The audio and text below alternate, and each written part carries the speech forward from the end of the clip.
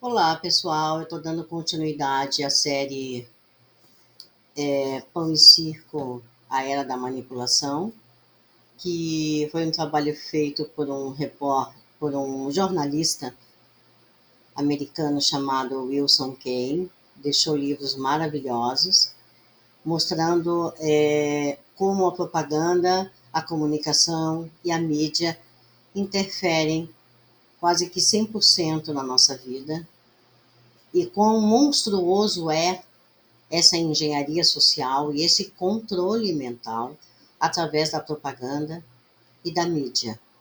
Então, eu quero compartilhar com vocês, eu acho isso um trabalho muito interessante. Sou uma pessoa que não acredita em verdades, mas eu sempre chamo as pessoas para que elas raciocinem, que elas pensem por si o que ocorre na sua volta, o que esse meio exterior faz com o nosso meio interior. E eu tenho visto isso assim fortemente nos meus atendimentos, por ter estudado psicologia, por ser uma psicoterapeuta de abordagem junguiana, eu tenho visto isso fortemente nos atendimentos e o quanto isso tem influenciado a vida das pessoas, esse mundo de fantasia, tirando o centro das pessoas para a realidade existente. Então, todos os meus vídeos, eles são feitos para que as pessoas... É um chamado à reflexão. Eu não acredito em verdades, porque é como o mito de Pandora, né? A caixinha caiu, quebrou, 1000 pedaços, 1000 verdades. Então, acreditar em verdade pura é meio complicado, né? Mas eu acho que nós, como humanos, e podendo pensar, reflexionar, isso é muito interessante. E não posso deixar de dizer que o mundo exterior influencia muito o nosso mundo interior, influencia a nossa casa, influencia a nossa família, e isso é uma coisa que tem que ser olhado com muito carinho, isso aí. Porque tem havido muitos problemas familiares com relação àquilo que eu quero, mas não posso. Então, temos que dar uma analisada nisso aí. Como eu li todo o trabalho de Wilson Kane, achei maravilhoso o trabalho dele e eu quero compartilhar com vocês isso aí. Então, nós vamos começar com duas frases que me chamou muita atenção, que diz assim, uma é: estamos à mercê de influências sobre as quais não temos conhecimento consciente e, virtualmente, não temos nenhum controle consciente. A outra frase, muito criativa, diz assim: as pessoas querem ser enganadas, deixe-as serem enganadas. Sabe quem disse isso? Cardeal Carlos Carafi ao Papa Paulo IV. Muito bem, então vamos lá. O trabalho de Wilson Kane, ele, ele fala sobre o abuso do homem pelo próprio homem. Interessante isso. A tecnologia de ponta de persuasão de massa atingiu níveis de sofisticação muito maiores do que a maioria dos indivíduos possa sequer imaginar. Muitos ainda agarram-se desesperadamente à ilusão de que pensam por si mesmo, determinam seus próprios destinos e exercem, tanto individual quanto coletivamente, o seu livre-arbítrio. O grande mito subjacente à ideologia democrática. Agarram-se à ilusão de que a propaganda age em interesse do consumidor. E talvez a maior autoilusão de todas, de que podemos facilmente discernir entre fantasia e realidade. Então, o trabalho de quem tenta romper com esses antigos e insensatos lugares comuns. As considerações que se seguem podem ser utilizadas para repelirmos o ataque diário de falsas informações, tão devastador quanto a liberdade e a autonomia. Desculpa. Tomando consciência de como o vilão entra em sua mente, pelo menos você tem a opção de rechaçá-lo. As tecnologias de exploração, eles aparecem estar bem mais desenvolvidos nos países capitalistas do que nos socialistas. Mas esta é uma questão acadêmica. A tecnologia nunca é um segredo que pode ser mantido. Ela é sempre acessível a todo aquele que dispõe de tempo, dinheiro e motivações. A engenharia do consentimento invade a percepção humana tanto no nível consciente quanto no inconsciente, especialmente no último, que é o mais abrangente, que é o inconsciente. Uma vez que o inconsciente grupal ou coletivo, ele foi programado com o que é chamado de cultura, qualquer mercadoria pode ser vendida para os níveis conscientes. A doutrinação psicológica também ocorre através das estruturas linguísticas, pressupostos culturais e das perspectivas bastante maleáveis que o homem tem em relação a si mesmo, ao mundo e às relações perceptivas com o que displicentemente é aceito como realidade. Em termos de sobrevivência e ajustamento, isso deve ser bem mais significativo do que as imagens obscenas embutidas nas propagandas.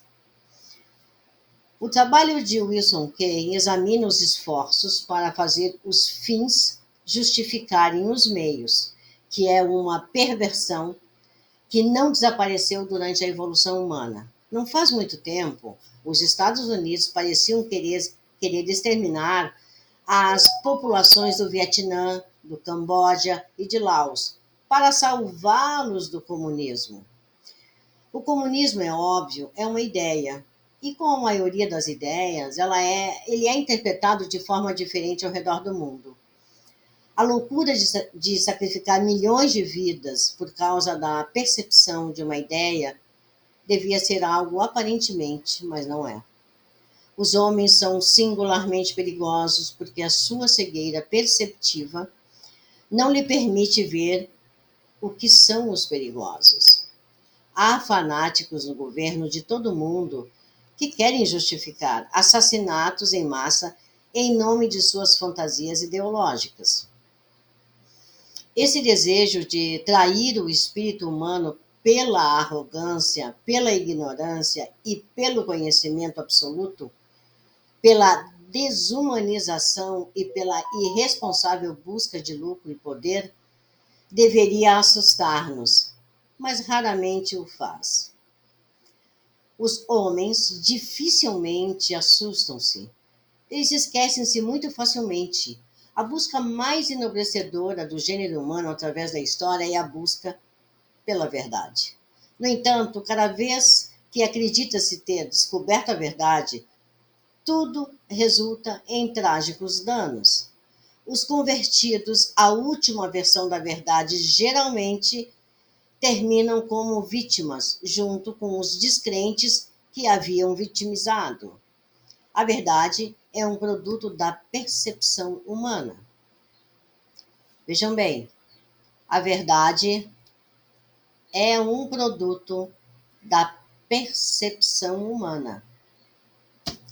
A herança dos meios comerciais de comunicação de massa dos Estados Unidos, por exemplo, remonta no mínimo ao filósofo grego Protágoras, que viveu de 485 a 410 a.C. Protágoras foi o mais famoso dos sofistas, conhecido pela máxima: o homem é a medida de todas as coisas. Tendo deliberado sobre a relatividade das percepções e dos julgamentos humanos, Protágoras acabou sendo acusado de heresia e os seus livros foram queimados e ele morreu no exílio. Os primeiros sofistas gregos eram professores de retórica, então considerada, nas palavras de Aristóteles, como todos os meios de persuasão disponíveis. Sofista significa ou significava originalmente uma pessoa esperta e hábil. Os sofistas foram acusados por Platão e Aristóteles de não procurar verdades objetivas. A única preocupação dos sofistas, segundo os seus críticos, era vencer um debate e alegravam-se que, para obter a sua vitória, eles estavam preparados para usar meios desonestos. Pelo interesse dos seus clientes, que pagavam altas taxas, os sofistas supostamente atacavam valores tradicionais da sociedade grega. E este foi o erro fatal. Eles são lembrados hoje quase que somente através dos seus críticos, que nos contam que os sofistas preocupavam-se apenas com o poder e o sucesso e não com a verdade. Os sofistas buscavam entender a estrutura da sociedade humana, as relações entre palavras e coisas, entre observadores e suas observações, e entre a realidade e as percepções da realidade. Interessante isso. Protágoras era bastante conhecido por suas preocupações morais e éticas. Os críticos, no entanto, afirmam que as doutrinas dos sofistas eram desonestas e os acusam de enfraquecer a fibra moral dos gregos. Bem, os sofistas não concebiam nenhuma verdade permanente e duradoura, nenhuma lei divinamente sancionada e nenhum código de valor eterno e transcendente. O movimento sofista desapareceu da filosofia grega por volta do século III a.C., mas teve um poderoso efeito na filosofia, na ciência e no conhecimento dos séculos seguintes, como uma antítese, né? Algo para opor-se. Sofisma é, hoje em dia, um termo usado para designar argumentos ou raciocínios falaciosos. Platão, embora antagonista dos sofistas, aceitava a sua visão de que todas as percepções são relativas ao tempo e espaço e à situação do sujeito que percebe. Já Aristóteles, ao contrário, buscava comprovar verdades objetivas. Então, a lógica aristotélica serviu às elites dominantes da sociedade ocidental por mais de 2000 anos. Aristóteles demonstrou, através da lógica verbal e silogística, a existência da verdade. Durante a Idade Média, os filósofos escolásticos católicos adaptaram a lógica aristotélica para justificar e ratificar a autoridade papal, a hierarquia social, a escravidão, a lei canônica, a doutrina teológica e o mais importante para provar a existência de Deus. A lógica aristotélica tornou-se a base do raciocínio filosófico, religioso, social, econômico e legal do Ocidente. Protágoras foi esquecido e suas perspectivas sofistas foram ignoradas ou consideradas falsas e prejudiciais. Se as visões de Protágoras tivessem sido tão úteis às elites que estiveram no poder nesses 2 milênios, como foram as ideias de Aristóteles, a civilização teria tomado um caminho bem diferente. Talvez um caminho onde houvesse bem menos derramamento de sangue. Os sofistas foram os primeiros expositores que se tem conhecimento do relativismo perceptivo, cultural e epistemológico. A medida das coisas, em sua visão, não era Deus ou uma verdade filosófica, científica, abstrata, mas sim os seres humanos com suas necessidades e sua busca pela felicidade. O relativismo dos sofistas melindrou muitas pessoas por apresentar-se por uma receita para a anarquia moral, uma negação das verdades duradouras e uma ameaça perceptível às elites que estão no poder. A sofística floresceu no século XX sob outros rótulos, outras definições e racionalizações socioeconômicas. Ela tornou-se bem mais sofisticada e os sofistas aprenderam a não declarar o fato de serem sofistas. Eles aprenderam a fingir aceitar em público, olha que lindo isso, a realidade objetiva. Para que a sofística fosse aceita no mundo aristotélico, era preciso que ela fosse percebida como sofística. Assim, os modernos técnicos de mídia devem disfarçar a sua tecnologia sob um manto de verdade digna de crédito. A mídia deve atingir as características demográficas e psicográficas mais desejáveis do público no interesse de seus clientes. O que parece crível para um extrato do público, que pode parecer ilusório para o outro.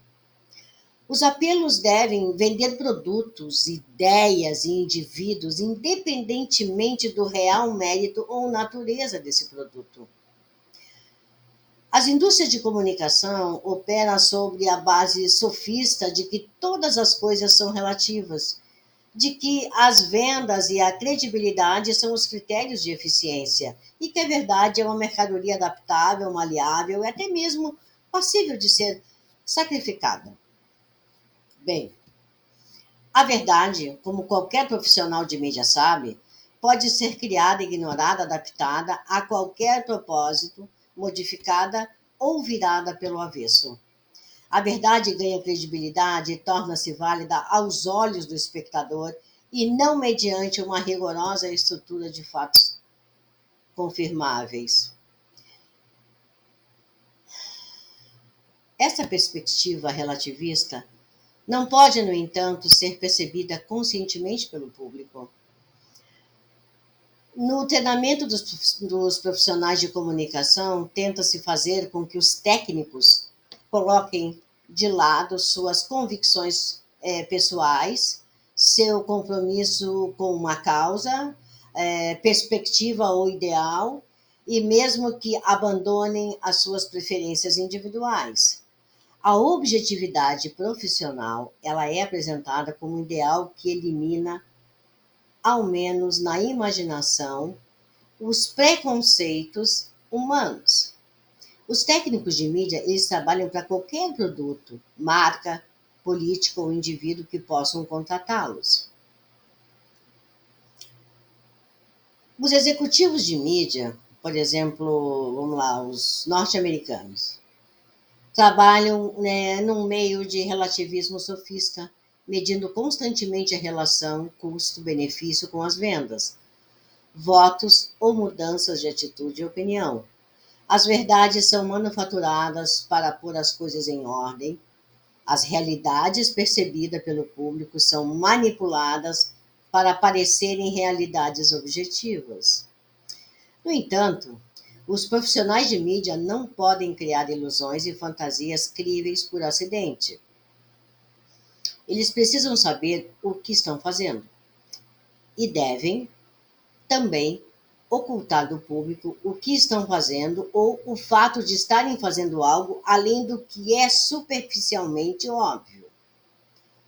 O público nunca pode ter acesso aos bastidores, e as ilusões são destruídas facilmente, e as ilusões da mídia valem um bom dinheiro. Então, o trabalho de Wilson Kane usa uma perspectiva sofista quase clássica para desmascarar a cínica sofista dos meios de comunicação de massa. Ele não ocupa-se do óbvio, do mundo percebido conscientemente em que os homens imaginam viver. O que parece à consciência como lógico e razoável tem pouco significado persuasivo. Então, o trabalho do Wilson Kane investiga as influências que os homens não percebem conscientemente, que é o subliminar. O objetivo é tornar uma maior parte do subliminar conscientemente aparente. Então, existem várias técnicas, né? Numa propaganda, na mídia ou na comunicação, né? Que são estratégias subliminares, que vai falar da inversão de figura, de embutir imagens, dar um duplo sentido, exposições taquis. Deixa eu ver aqui, gente. Exposição taquistoscópia. Olha o nome disso aí. Luz em baixa intensidade e som em baixo volume, iluminação e som de fundo, enfim, eles têm assim um arsenal, né, de técnicas para se fazer uma boa e gostosa lavagem cerebral na gente. Então eu vou parar por aqui, depois eu vou seguir falando muito mais a respeito disso, porque isso aí tem muito mais a ser falado. E o que me chama a atenção sobre todo esse trabalho do Wilson Kane é como isso pega na nossa psique, como a psicologia entra nessa história, como grandes psicólogos participaram dessa engenharia social. E vamos tentar acordar as pessoas sobre se vale a pena. Um forte abraço. Até o próximo vídeo.